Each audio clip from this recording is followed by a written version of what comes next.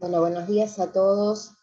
Como les había comentado hoy a la mañana temprano, tengo un problema técnico para la emisión de la clase. Por lo tanto, para que no pierdan este espacio, ni ustedes ni la comisión del día lunes, ambos van a recibir esta clase en forma grabada en el día de hoy. Y nos vamos a encontrar nuevamente en nuestros respectivos horarios de clase la semana siguiente para avanzar con los temas y para ver las dudas que hayan surgido de este tema. Para esto van a tener no solamente la clase en PDF, la clase grabada, sino también material de consulta.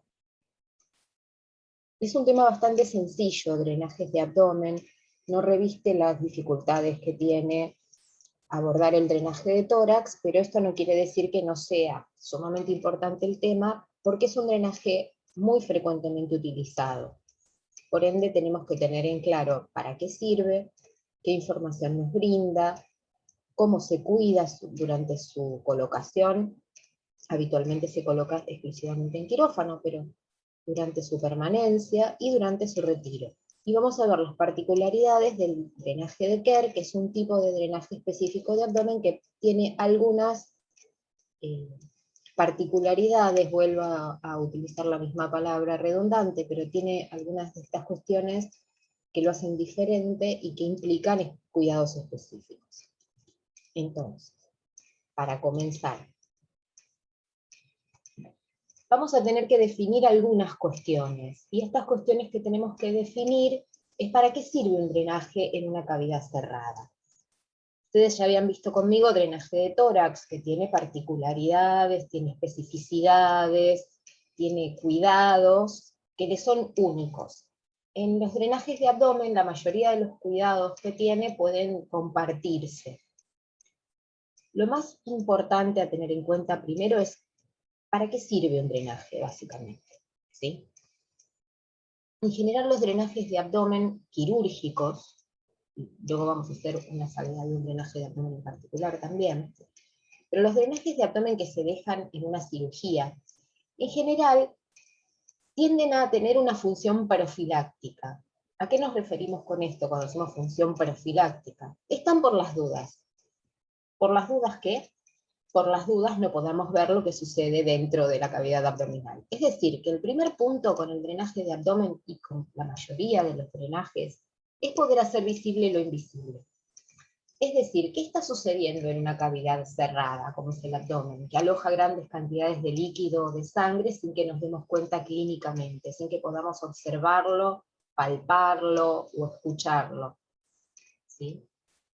Significa dejar un drenaje, significa tener unos ojos puestos en lo que está sucediendo dentro de esta cavidad. Por eso el drenaje es profiláctico, porque si hubiese sangrado, si hubiese una colección purulenta, si hubiese líquido exudado o trasudado, como vimos en el tema anterior, en el drenaje pleural, nos enteraríamos rápidamente de qué es lo que está sucediendo dentro de esa cavidad abdominal, sin necesidad de abordarla nuevamente, explorarla nuevamente en forma quirúrgica. E inclusive, en el posquirúrgico inmediato del abdomen, cualquier tipo de hemorragia que se estuviera produciendo dentro del abdomen nos da tiempo a verla en el drenaje. Si no la vemos en el drenaje, luego va a ser muy difícil anticiparnos a la pérdida de volemia del paciente, porque ustedes saben que se puede perder una cantidad interesante de sangre sin que esto genere sintomatología clínica, exceptuando por ahí la taquicardia del paciente, que es lo primero que aparece cuando hay una pérdida de volumen. Es decir, que hasta que haya hipotensión, hasta que haya oliguria, hasta que el paciente se lo vea pálido, va a pasar mucho tiempo y una gran pérdida de sangre. En cambio, si tenemos puesto un drenaje, pues vamos a ver rápidamente el incremento del volumen de ese drenaje y las condiciones de ese drenaje. Vamos a dejar de ver líquido de lavado quirúrgico de la cavidad, lo que llamamos lavado de carne, que se ve rosadito, pero es traslúcido, a pasar a ver sangre con sus características. Es más opalescente, es más espesa, tiene la temperatura del cuerpo del paciente. Si tocamos el drenaje podemos sentirlo, está caliente en relación con el medio ambiente, porque viene desde un vaso que está sangrando. Y todo eso lo podemos ver en el drenaje y no lo vamos a poder ver en la cavidad abdominal hasta que no haya mucho volumen. Recuerden que puede alojar 2 litros de sangre la cavidad abdominal sin que tengamos sintomatología visible, a excepción de la descompensación clínica del paciente, claro está, estamos hablando físicamente. Es decir, que los drenajes son nuestros testigos de lo que ocurre en la cavidad. Si hay líquido purulento, si hay mayor exudado o trasudado, si hay sangrado, ¿sí? Esto, para que esto suceda, obviamente tenemos que controlar que estos drenajes estén permeables. Y para poder saber qué es lo que está drenando, hay que tener un registro de enfermería de lo que viene de ese drenaje, de lo que se está drenando en cantidad y en calidad, por lo menos en el posquirúrgico inmediato, si el paciente tiene una cirugía extensa, cada 2 horas. A posteriori de eso, al menos una vez por turno de enfermería, balancear la cantidad y la calidad de ese drenaje, porque si no vamos atrás del paciente. La idea es anticiparnos al riesgo. Entonces, si uno de los grandes riesgos del posquirúrgico inmediato es la hemorragia, y yo tengo un drenaje, lo que voy a hacer es ir a controlar el drenaje.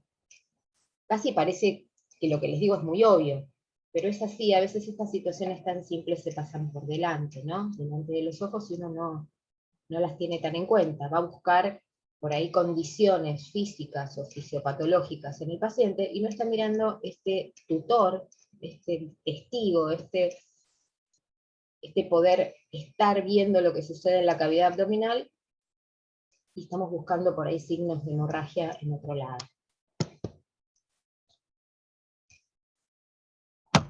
Antes de empezar a cuidar un drenaje, ¿qué información necesitamos? En cualquier drenaje, ¿sí? Primero, conocer toda la información del paciente. Esto ya lo sabemos de valoración pre- y postquirúrgica, toda la data que tenemos que conocer del paciente y de la cirugía. Lo siguiente que tenemos que puntualizar, por eso pongo prestar especial atención, es ¿en dónde está este drenaje? ¿Dónde está colocado? ¿Dónde está el extremo distal de este drenaje? ¿Está entre qué órganos? ¿Está en peritoneo? ¿Está retroperitoneal? ¿Está por fuera del peritoneo? ¿Sí? Para poder prever la cantidad y calidad del débito. Por supuesto que esto va a ser a el conocimiento que tengamos de la fisiopatología en general y de la cirugía en particular. El origen de colocarlo. ¿Por qué se colocó este drenaje? ¿Por qué se implantó un drenaje? ¿Sí? ¿Con qué criterio el cirujano decide dejar o no determinado drenaje en determinada zona? ¿Sí? ¿Por qué? Porque esto nos va a orientar acerca de cada cuánto lo tenemos que valorar. ¿Sí? Porque si el drenaje se dejó porque hay por ejemplo, el paciente no tiene la posibilidad de que cierta sustancia del cuerpo salga por sus vías habituales, siga su recorrido habitual, sino que tiene que drenar al exterior porque es una sustancia irritante, como puede ser la bilis, o queremos drenar un hematoma, o queremos drenar pus, porque hay una infección, drenar sangre, ¿sí? Una vez que nosotros tenemos el motivo por el cual se dejó ese drenaje en ese lugar, eso nos va a alertar acerca de la frecuencia en la cual vamos a ir a observar este drenaje, vamos a valorar su contenido, vamos a registrar ese contenido. Y sobre todo vamos a avisar si cambia aquello que estamos esperando que drene en forma más frecuentemente, digamos. ¿Sí? Que se salga, se corra de lo que frecuentemente ese drenaje debería estar evitando. El tipo de drenaje, ¿sí? ¿Qué tipo de drenaje? Ahora, luego vamos a ver los tipos de drenaje, pero así vamos a poder saber cómo cuidarlo, si tenemos que ponerle una gasa, si tenemos que cubrirlo de determinada manera, fijarlo de determinada manera, si es aspirativo, si es a una bolsa colectora, si solamente va a un apósito, si tiene un sistema de aspiración, si es aspirativo simple. Es decir, hay un montón de variables que tienen que ver con el tipo de drenaje, que nos va a decir también inclusive si este drenaje se acoda, qué pasa, si este drenaje es ordeñable, ¿sí? Cómo mantener la permeabilidad.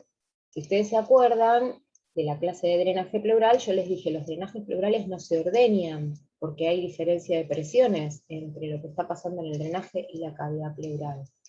En el caso del drenaje de abdomen, no hay problemas en ordeñarlo para mantener la permeabilidad, porque la cavidad abdominal en general es una cavidad que no tiene diferencia de presiones, ¿sí?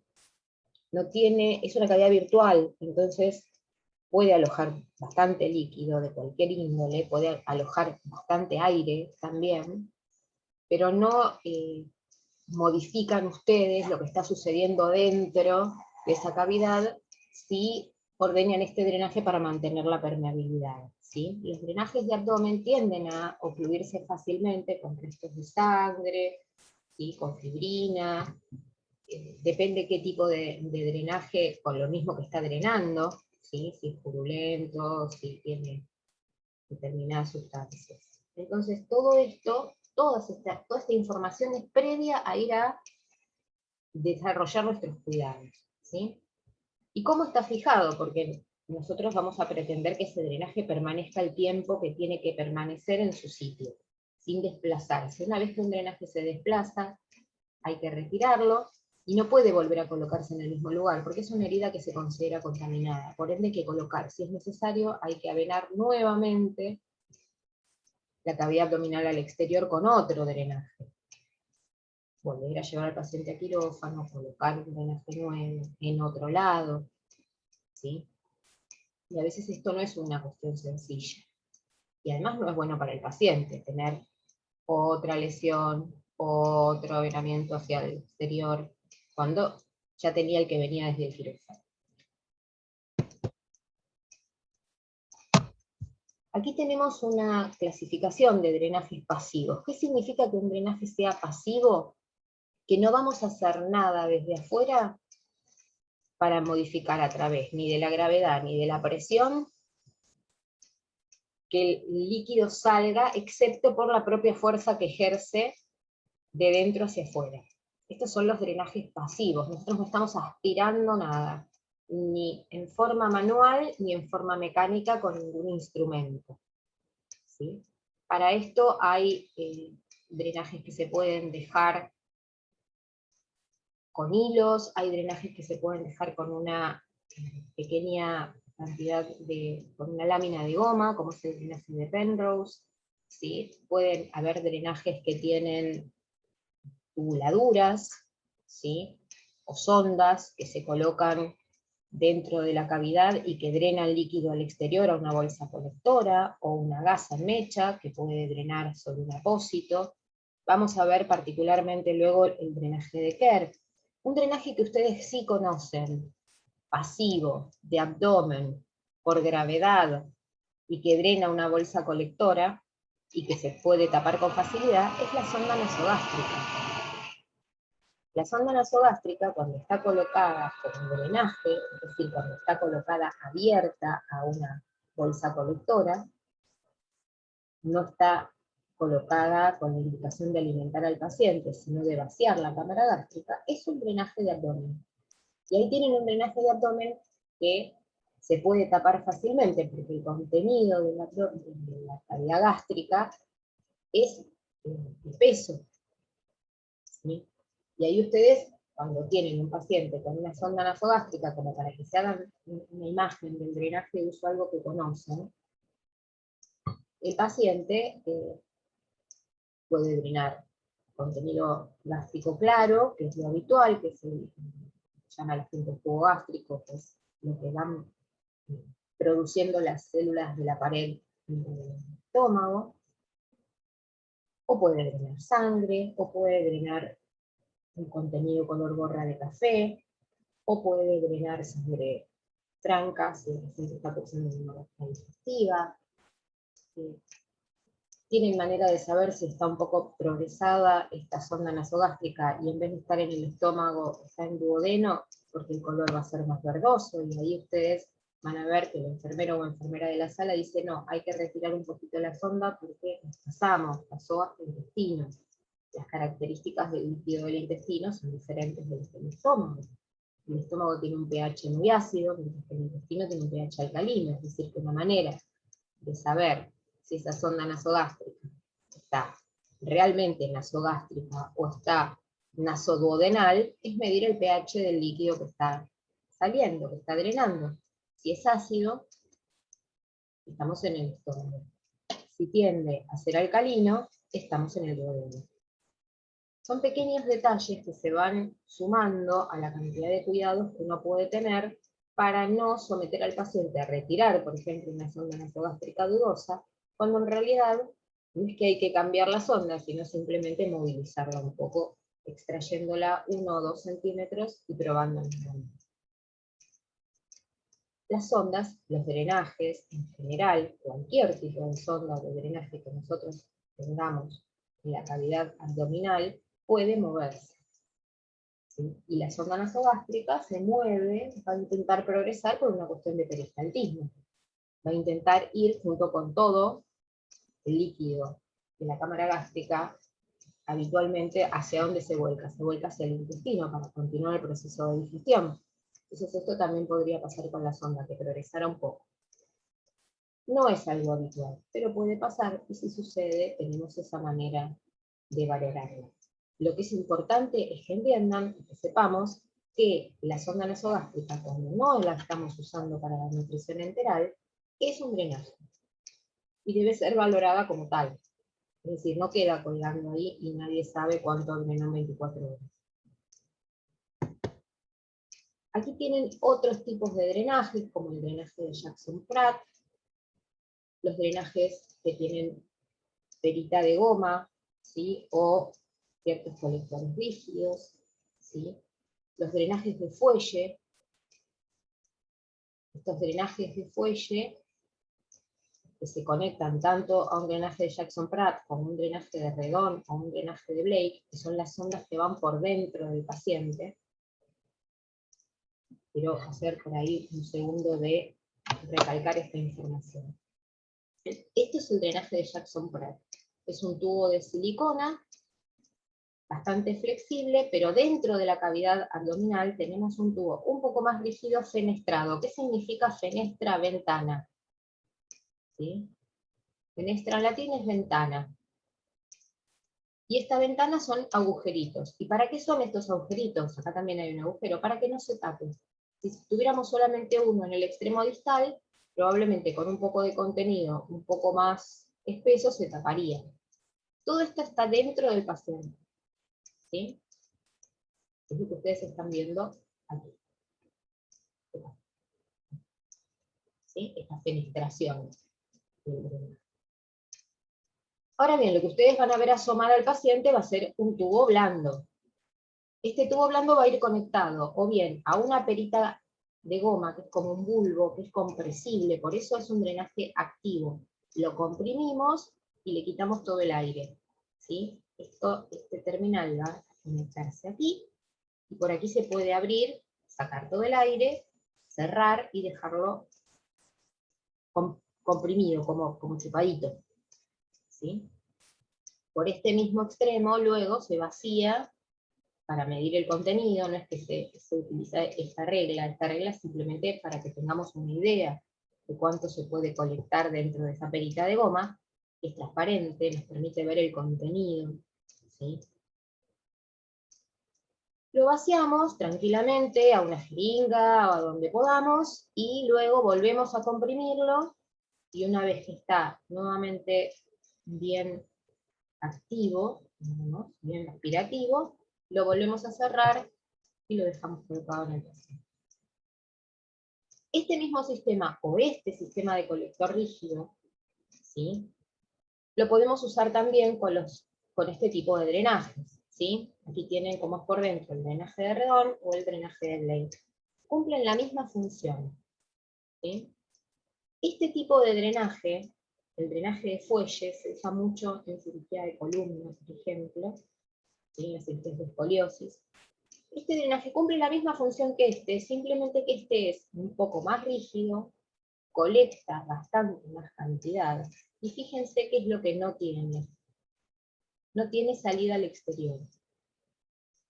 Es decir, que para poder vaciar este drenaje hay que desconectarlo y colocar uno nuevo, o vaciarlo y con técnica estéril volver a conectarlo, lo cual no es lo más indicado desde el punto de vista de la bioseguridad. Sin embargo, se usa. Ahora hay unos drenajes de fuelle que vienen con un puerto aparte, a esto llaman puerto, ¿sí? Una salidita aparte para que no tengamos que exponer al operador.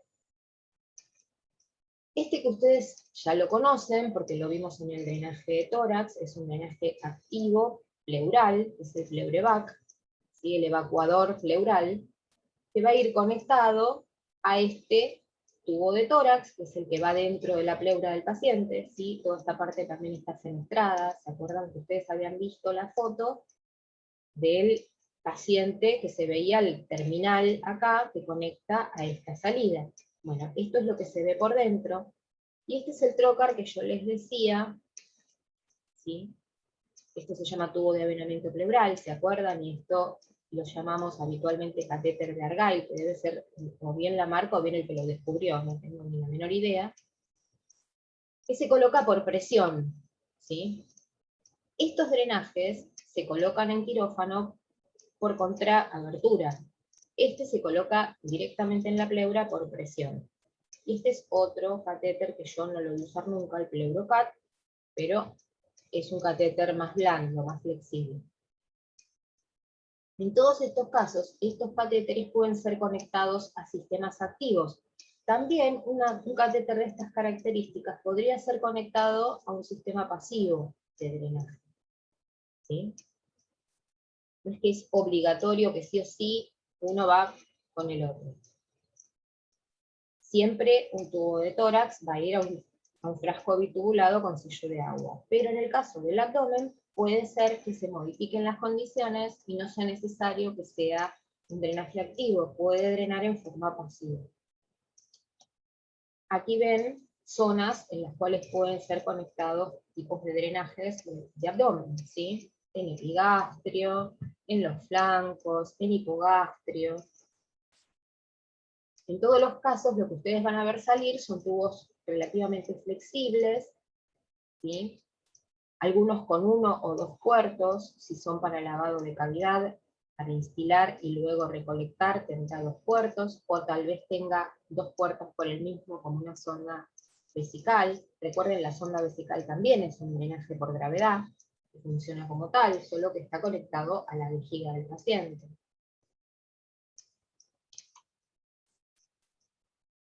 Y acá les estoy mostrando lo que es el drenaje bastante frecuente, que es el drenaje de Penrose. El drenaje de Penrose en general se utiliza para drenar pequeñas cantidades de una colección de líquido o una lesión purulenta que pueda quedar después de la cirugía o de la resección de un absceso. Acá el que ustedes ven, el paciente que ustedes ven, tiene varios drenajes. Tiene una cirugía de abdomen amplia, tiene un drenaje que no sabemos en qué condición está drenando un contenido tipo bilioso, y acá tienen un drenaje de Penrose que por una cuestión de higiene y comodidad está conectado a una bolsa colectora del estilo de las bolsas de ileostomía. ¿Sí? Esto queda fijado a la piel, ¿sí? Es de muy buena práctica colocarle una bolsita, porque así el paciente no se macera la piel con el líquido drenado, que es irritante, pero también lo van a encontrar por ahí con un apósito, ¿sí? No crean que siempre lo van a ver yendo a una bolsa de estas características, y no se confundan si ven un paciente con una bolsa de estas características y un drenaje así medio marrón clarito, puede ser una ileostomía. Vayan y averigüen de qué se trata. ¿Es un drenaje de Penrose el que tiene el paciente o el paciente tiene una ileostomía? La ileostomía es el avenamiento de la porción del ilion del intestino al exterior para el drenaje del contenido intestinal, que como se trata justamente de una primera porción del intestino, las heces de ese paciente aún no se reabsorbió agua y son más líquidas y más claras. Ileostomías es otro tema que vamos a ver, pero quería decirles para que no se confundan con esta foto y no les quede fijo en la cabeza, que siempre se lo van a encontrar de esta manera. Lo pueden encontrar tranquilamente drenando un apósito. Aquí tienen lo que es un drenaje de Jackson-Pratt conectado con su perita. ¿Sí? Fíjense, está la zona rígida y fenestrada que yo les mostraba, que está en la foto de arriba en blanco, ¿sí? Conectado a la tubuladura flexible de silicona, esto es una tubuladura de silicona, que va al frasquito de drenaje. Acá tienen inclusive, en el dibujito de abajo, ustedes después van a tener el PDF, así que ahí pueden ampliar las fotos y mirarlas mejor, pero acá tienen, es un sistema de succión el que se produce al comprimir estas peritas, ¿ven? Se saca el aire, como yo les decía, y se vuelve a tapar. Previamente se vacía, se puede vaciar una pipeta, se puede vaciar una jeringa de 60 mililitros, eso dependerá cómo se manejen ustedes y la frecuencia de vaciado. Estos drenajes en general, cuando se dejan por cirugía, en la primera hora deben ser controlados. En las primeras horas, en la URPA o en la sala de internación, en las primeras horas deben ser controlados más frecuentemente. Luego pueden ser controlados 1 o 2 veces por turno. ¿Sí? Puede haber muchos, puede haber uno solo. ¿Sí? En todos los casos siempre tienen que saber dónde están colocados y deben estar rotulados. Drenaje 1, drenaje 2, drenaje 3, drenaje derecho, drenaje izquierdo, como lo hagan en el servicio, pero ustedes tienen que tenerlos rotulados para poder escribir luego en su balance y en sus registros de enfermería: drenaje 1 drenó 100 mililitros, contenido seroso. Drenaje 2, 50 mililitros, contenido bilioso. Sí, bilioso, verde o medio marrón oscurito. Drenaje 3, 25 centímetros fecaloide, por ejemplo. Les estoy dando ejemplos de la práctica. Si yo pongo drenajes, sumo los 3, no sé, ¿qué está drenando cada uno de ellos? ¿Qué calidad de drenaje tiene cada uno de ellos? Y depende de la zona donde estén, también es esperable que drenen determinadas cosas, determinado contenido. Entonces es necesario tener la ubicación para estimar qué es lo que va a drenar, y tenerlo rotulado y discriminado en el balance de ingresos y egresos como egresos, porque a veces, y en algunas situaciones más frecuentemente que en otras, se debe reponer el volumen de drenado. ¿Cómo se repone? A través de un suero con solución fisiológica, lactato, lo que sea que esté indicado como solución de reposición. Y tienen que tener en cuenta que el drenaje se mueve, y que estas terminales del drenaje son bastante rígidas. ¿Sí? Esta zona del drenaje es bastante rígida. Entonces esto se mueve dentro del paciente con el paciente, por más que esté suturado a piel. ¿Sí? Por lo tanto, siempre estén atentos a la posibilidad de que haya algún tipo de filtrado peridrenaje. ¿Cómo se cura este drenaje? Es una cura plana, simple y sencilla que hace enfermería cuando se baña el paciente, una vez por turno, si se moja. Acá no hay el riesgo de drenaje pleural para la curación. Acá se cura de rutina, como cualquier herida plana, como cualquier cura plana. Eso en relación con el drenaje de abdomen, el drenaje sencillo de Jackson-Pratt. En relación con el drenaje de Kerr, acá es diferente el objetivo del drenaje. No es solamente drenar lo que sale al exterior y ver de qué se trata, sino que además el objetivo del drenaje de Kerr es mantener permeable la viabilidad.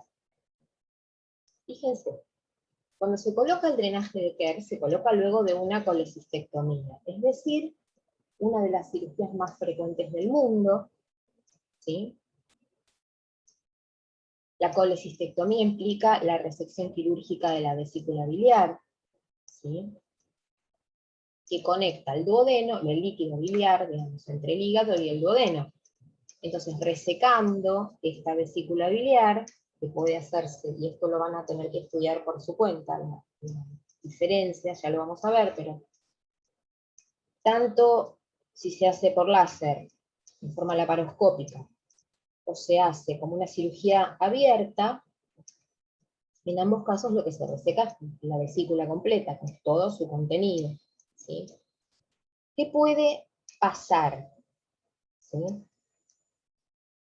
Una de las cuestiones más importantes a tener en cuenta es que el drenaje no va a evitar las complicaciones de la cirugía. ¿Sí? Las de la cirugía en sí misma. Ahora, si no se dejara el drenaje de Kerr, el riesgo es la vía biliar es muy delgada. Cuando yo suturo algo, eso se retrae, se estenosa, tiende a la retracción del intestino. Si yo no dejo un tutor para que eso se mantenga permeable, corro el riesgo de que se estenose y no haya flujo. Entonces, el drenaje de Kerr cumple varias funciones. Una de ellas es ser el tutor mecánico de la vía biliar. Fíjense, aquí lo tienen, el drenaje es esta T. Antes se lo llamaba T de Kerr, ¿sí? Es esto que ven en amarillito. Y aquí tienen, ¿sí?,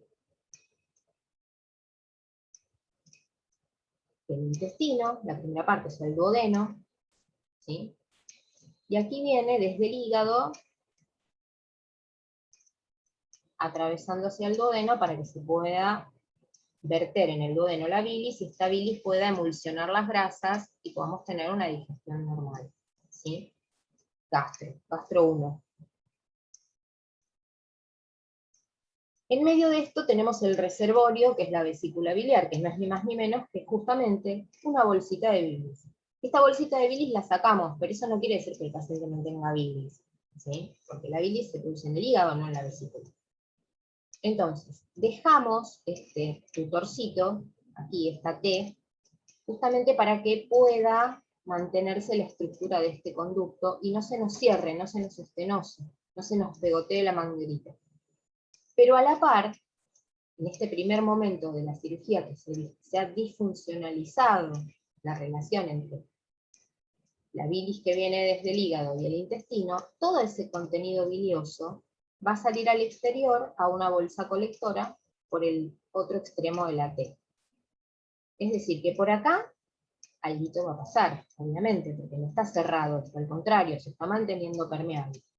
Y otro tanto, en su mayoría, aquí vamos a hacer de cuenta que aquí es lo que se ve de la piel, va a salir por este cañito, que es muy finito, hacia una bolsa colectora. ¿Cuánto drena? Drena muy poquito y muy espeso. Y ahí está el problema del drenaje de Kerr, es mantenerlo permeable. Aquí lo tienen a la vista, ¿ven? Es un drenaje muy finito, este es todo el drenaje de Kerr, y acá está la conexión hacia la bolsa colectora, que si ustedes alguna vez vieron una bolsa colectora que se usa para orina, la famosa bolsa Forlano, es esa misma conexión. ¿Sí? Es como si el paciente tuviera conectado otra sonda vesical, pero no es una sonda vesical. ¿Sí? Aquí en la diapo tienen bastante texto, justamente para que les sirva de resumen, ¿sí? Entonces, todo lo mismo que yo les acabo de decir con las palabras, para que les quede la imagen, está escrito aquí. Es decir, ¿para qué sirve el drenaje de Kerr?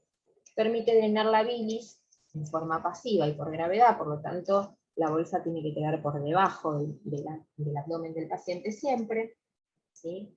Proporciona seguridad en el cierre para que no haya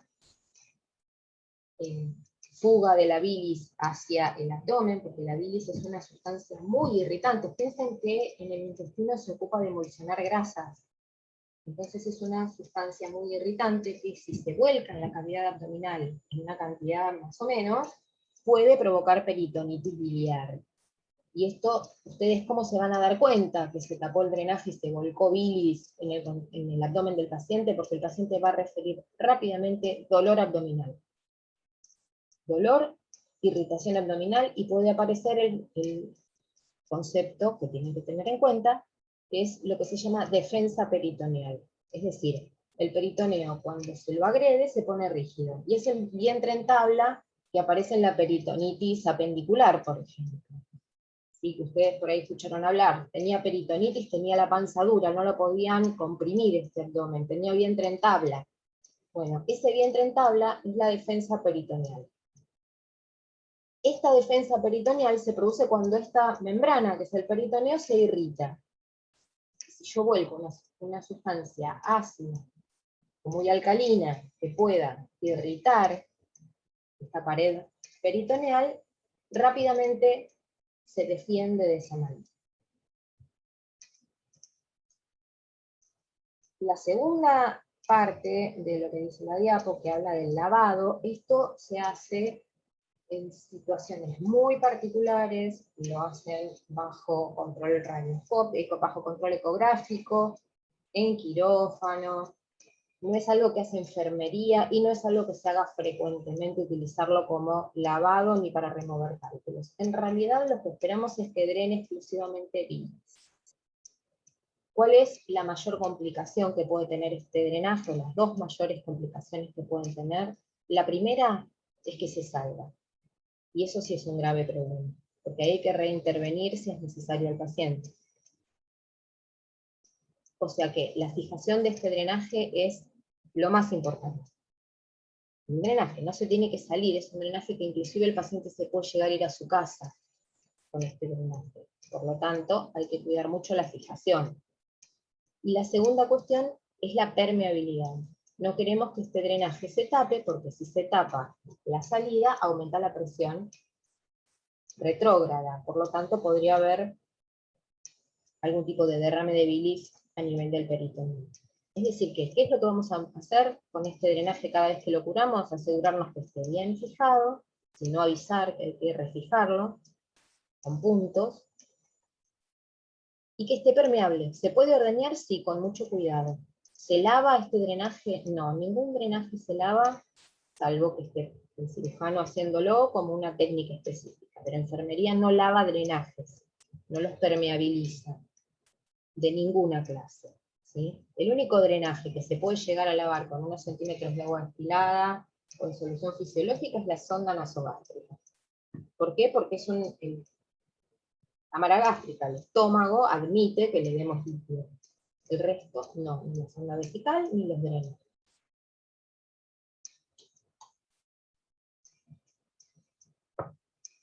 Aquí tenemos complicaciones relacionadas con el drenaje de Kerr, ¿sí? Lo que yo les decía, más allá de estos dos grandes problemas que podemos tener, se han descrito en la bibliografía complicaciones como la fístula biliar, es decir, que salga, ¿sí?, de alguna manera al exterior bilis, ¿sí? Esto lesiona la piel, ¿sí?, con lo cual es un problema. Un biloma, ¿sí?, que puede estar encapsulado, se genera como una especie de pseudocápsula, por eso se llama biloma, como si fuera un tumor o un quiste, ¿sí? La citis biliar, que acá sí es un problema, ¿sí? Aquí es bastante menos frecuente, pero es peligrosa.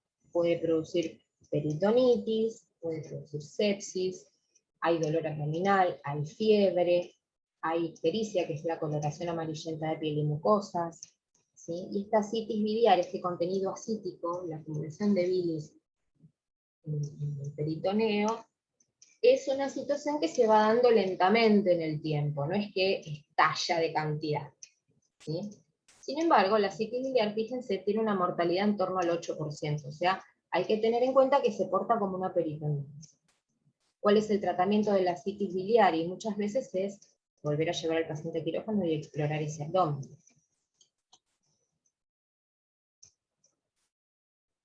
Hay un estudio interesante, ¿sí?, que aporta una incidencia de bacteriemia asociada del 18%.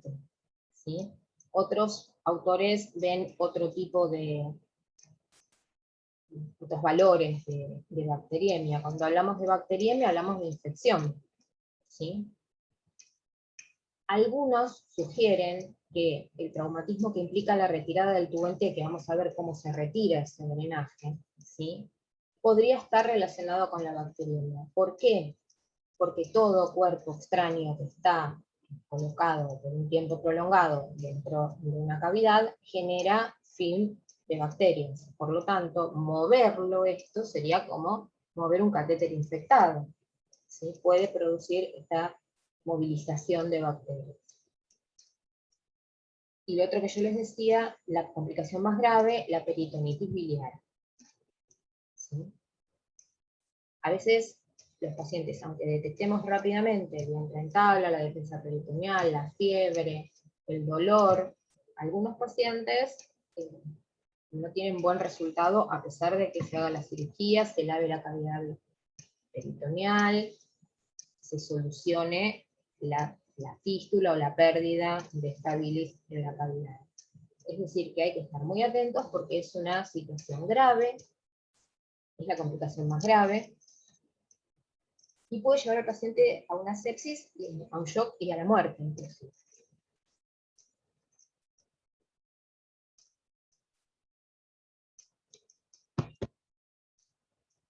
Ustedes me dirán, bueno, hasta ahora aprendimos cómo mantenerlo en su sitio, con mucho cuidado. ¿Cuándo se retira? Pregunta de examen. ¿Cuándo se retira el drenaje de Kerr? Bien. No se retira como cualquier otro drenaje porque dejó de drenar, porque dejar de drenar no va a dejar de drenar nunca, porque la bilis se va a seguir produciendo en el hígado en forma habitual. Es decir, que no existe una disminución del drenaje, como podría ser en un drenaje de Jackson-Pratt, que si yo tengo lavado de cavidad, van a ir pasando los días y ese líquido va a terminar de salir, porque no se va a fabricar más. En cambio, aquí no, la condición, la cantidad de líquido drenado no es una condición para su retiro. ¿Sí? Primer punto, no se retira cuando deja de drenar porque nunca va a dejar de drenar. Primera cuestión. Segunda cuestión, hay que tomar en cuenta la tolerancia que va a tener el paciente a que esta bilis vaya hacia el intestino. Por lo tanto, hay que hacer pruebas previas de pinzado. ¿Qué significa esto? Hay que pinzar el drenaje en forma intermitente, ¿sí? Ir viendo qué pasa cuando el paciente se alimenta, si tiene intolerancia, si aparecen náuseas y vómitos, si aparece malestar, si aparece algún tipo de dolor abdominal. O sea, vamos a irlo evaluando al principio unas horas al día, luego un día entero. Y una vez que lo podemos tener pinzado, el paciente se puede alimentar en forma habitual, sin dolor, sin molestia, sin intolerancia gástrica, ahí lo que se hace es una colangiografía, que implica colocar a través de este drenaje una sustancia de contraste y hacer una radiografía, o bien puede ser una ecografía para ver el tránsito. ¿Sí?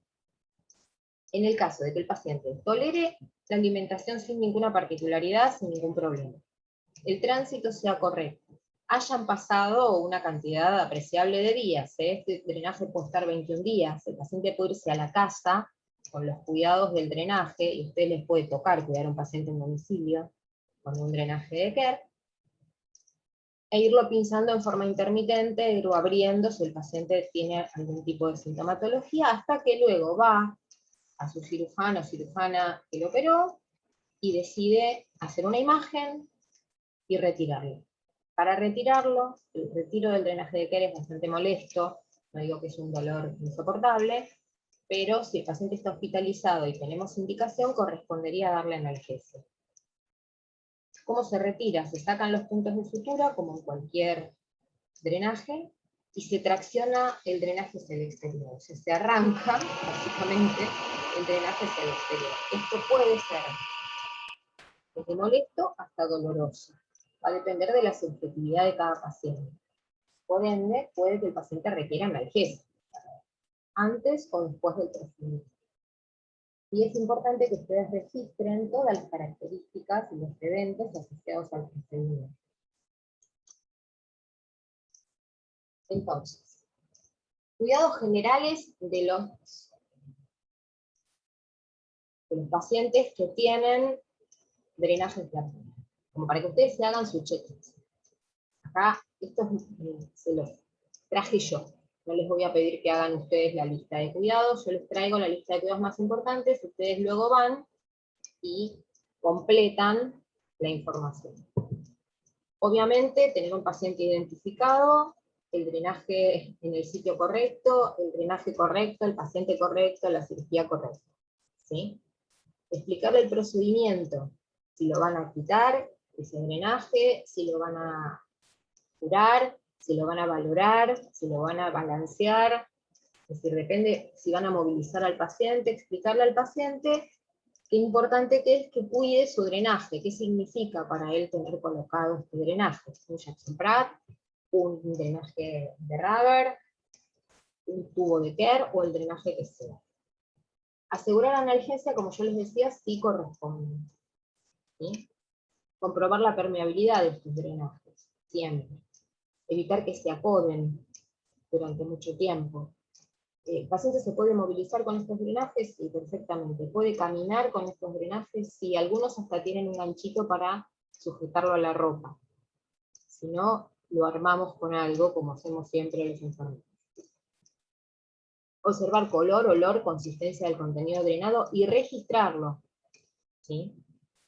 Medir el contenido según el protocolo que tenga cada servicio, cada 2 horas, cada 4, cada 6, una vez por turno, dependerá de la evolución del paciente. Siempre ante la duda de que el paciente refiere a algún tipo de dolor abdominal, lo primero que vamos a hacer es ir a mirar el contenido y la calidad del drenaje, ¿sí? Cambiarlo como siempre, ¿sí? El recolector de líquido. ¿Qué significa cambiar el recolector de líquido? ¿Que yo voy a cambiar la perita, la voy a tirar y voy a poner una nueva? No, la voy a vaciar cuando esté 3/4 lleno, o, si se me pasó un poquito, y no se llenó 3/4 del drenaje de Jackson Pratt, por ejemplo, en 24 horas, bueno, a las 24 horas igual lo vacío definitivamente para evitar que él coleccione gérmenes, ¿sí? Cuando se hace la cura plana, ¿para qué hacemos la cura plana? Para poder observar la piel alrededor del punto de inserción del drenaje, que no se haya salido en ningún punto. Cuando los drenajes permanecen mucho tiempo, la piel alrededor del drenaje siempre tiene algún tipo de pérdida, porque no sella completamente el drenaje, puede haber lesión de la piel, ¿sí? Alrededor, y fuga de líquido, y esto puede inclusive hacer que se salgan los puntos de sucesión. Entonces hay que avisar esto, hay que hacer una cura plana, asegurar ese drenaje, con un pocito transparente, con tela adhesiva, con lo que tenga, e registrarlo y además informarlo, porque se pueden hacer un poco más distales puntos y sostener ese drenaje. Registrar, por supuesto, con todas las características del registro de enfermería. Se echa ahora características, permeabilidad, estado de la piel, ¿sí? Cantidad. En general, no hay ninguna indicación, ¿sí?, de pinzado del drenaje de abdomen, salvo cuando vamos a movilizar al paciente y el drenaje va a quedar por encima del abdomen del paciente. En tal caso hay que vaciarlo primero, como se haría con una sonda vesical.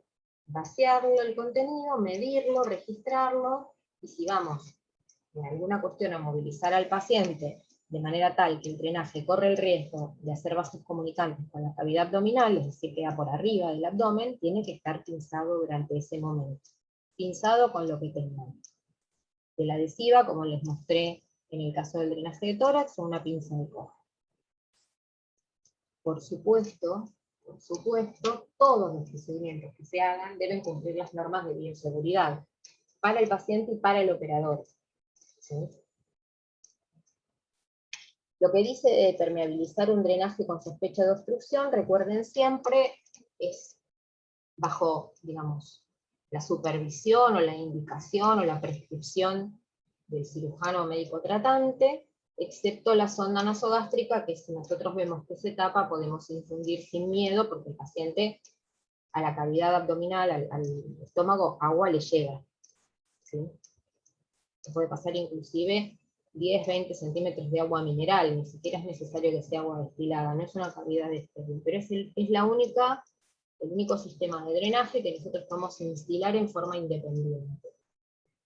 El resto tiene que hacerse en condiciones de asepsia y con indicaciones, ¿sí? Porque estamos cambiando el contenido de una cavidad.